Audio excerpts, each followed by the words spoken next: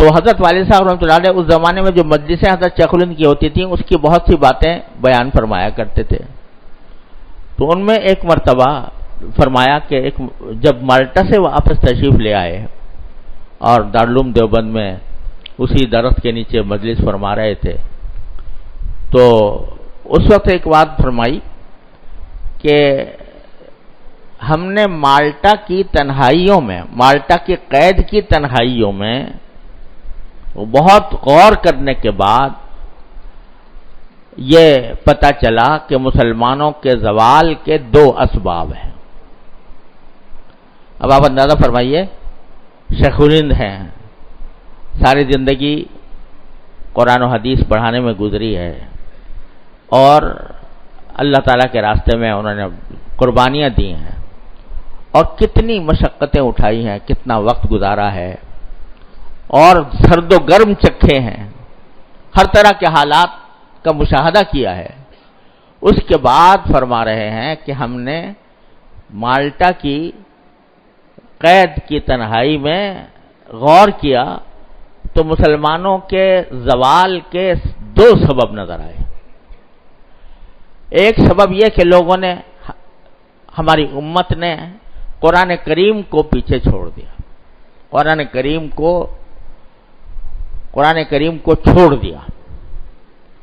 قرآن کریم کو چھوڑنے کے معنی یہ کہ اس کی تلاوت چھوڑ دی, جیسے کہ تلاوت کرنا چاہیے تھا, اس کے معنی کو سمجھنے کی کوشش چھوڑ دی, اور اس کے اندر جو تعلیمات ہیں ان تعلیمات پر عمل کرنا چھوڑ دیا.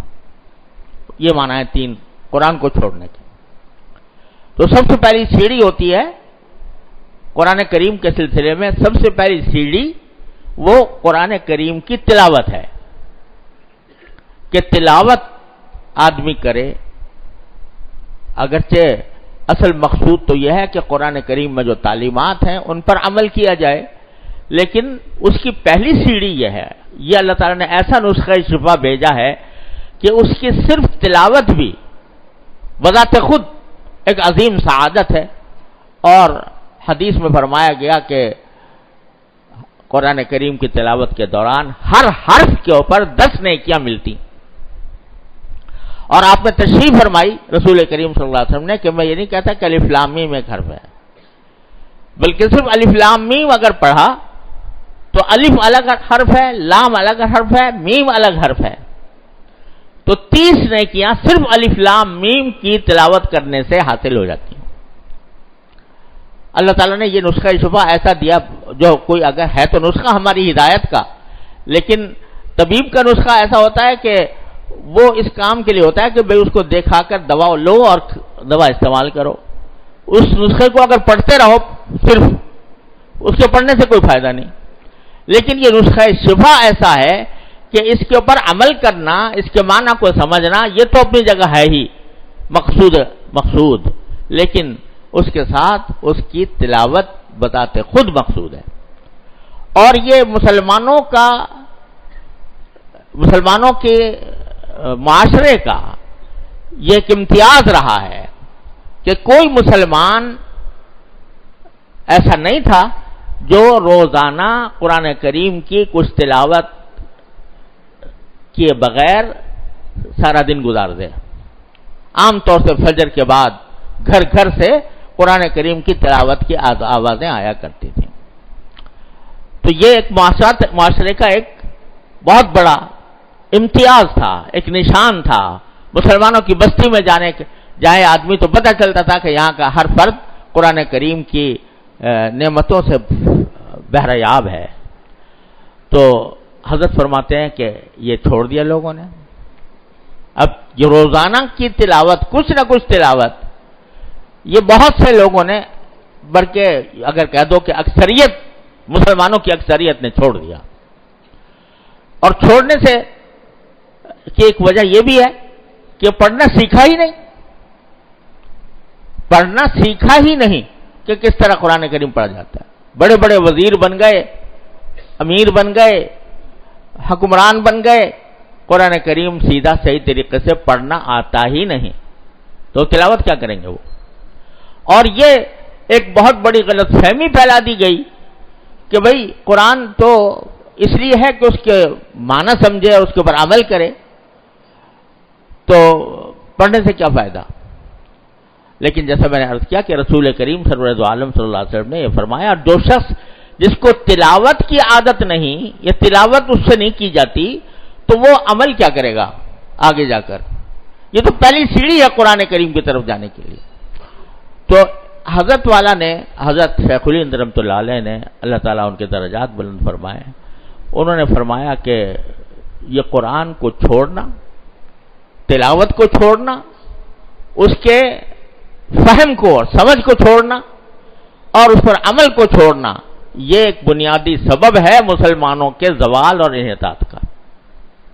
لہذا حضرت نے فرمایا کہ میں اپنی باقی زندگی اس کام میں خرچ کروں گا انشاءاللہ کہ قرآن کریم کی تعلیم کو عام کیا جائے۔ چنانچہ حضرت والا نے پھر پورے ہندوستان کے اندر مکاتب کا ایک سلسلہ قائم کرنا شروع کیا اور بہت مکاتب قائم کیے تاکہ ہر شخص سیکھ لے۔ اب ذرا اس لحاظ سے ہم اپنے گریبانوں میں منہ ڈال کر دیکھیں، مسلمانوں کے زوال کیا مانا؟ یہ ایک ملک کا نہیں، ایک ریاست کا نہیں، بلکہ پورے عالم اسلام میں زوال کی جو صورتحال ہے، جو آپ آنکھوں سے دیکھ رہے ہیں کہ کہاں سے کہاں پہنچ گئے۔ کسی وقت اسلامی ریاست کا، اسلامی حکومت کا اتنا بڑا تسلط تھا کہ اسلامی حکومت کے میں کبھی سورج غروب نہیں ہوتا تھا، یعنی پورا عالم اسلام، آپ اگر انڈونیشیا سے لے کر مراکش تک یہ پورا سلسلہ تھا، اور اس کے اندر ایک خلیفہ ہوتا تھا، خلافت عثمانیہ کا خلیفہ، وہ سب اس کے زیر نگی کام کرتے تھے۔ اس میں قرآن کریم کی تعلیم ہوتی تھی، اس میں احادیث کی تعلیم ہوتی تھی، اس میں فقہ کی تعلیم ہوتی تھی، اس میں جو اور علوم و فنون ہیں ان کی بھی تعلیم ہوتی تھی، اور بڑے بڑے اہل علم، سائنسدان سب وہاں سے پیدا ہوتے تھے، لیکن مسلمان ہوتے تھے، اپنی ذہن کے اعتبار سے بھی، اپنی فکر کے اعتبار سے بھی، اپنی سوچ کے اعتبار سے بھی مسلمان ہوتے تھے۔ تو اب دیکھیے کیا صورتحال ہے، بظاہر انگریزوں کی غلامی سے نجات مل گئی، لیکن ذہن ابھی تک غلام ہے، سوچ ابھی تک غلام ہے، انہی کا طرز، انہی کی معاشرت، انہی کی تہذیب کو اپنے لیے ایک بہت بڑا اعزاز سمجھتے ہیں، اور اسی طرح حکومت پہ چلے جاتے ہیں کہ ان سے اگر پوچھا جائے قل اللہ احد پڑھ دو، وہ نہیں پڑھی جاتی۔ تو سبق یہ کہ زوال کا سبب قرآن کو چھوڑنا، پھر اس کا جو لوگ تلاوت کرتے بھی ہیں تو ذرا سوچیں کتنے ایسے ہیں جنہوں نے اس کو ترجمے اور تفسیر کے ساتھ پڑھا ہو۔